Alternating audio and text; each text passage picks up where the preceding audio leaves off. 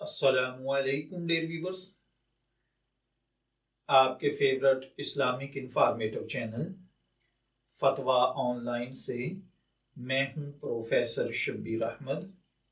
हमारा आज का टॉपिक है नमाज ज़ोहर, असर या इशा, यानी अगर कोई 4 रकात वाली नमाज में 2 रकातें पढ़े और भूल कर ये समझे कि मैंने 4 रकातें पढ़ ली हैं, अत्तहियात, दुरूद पाक और दुआ पढ़कर सलाम फेर दे और फिर सलाम फेरने के बाद उसे फौरन याद आए कि मैंने तो 2 ही रकातें पढ़ी हैं, तो अगर उसने किसी के साथ गुफ्तगू नहीं की या उसने अभी किबला से अपना मुंह नहीं फेरा था, तो उसको चाहिए कि वो अपनी 2 रकातें खड़ा होकर पूरी करे और फिर आखिर पर सजदा सहव कर ले तो उसकी नमाज अदा हो जाएगी।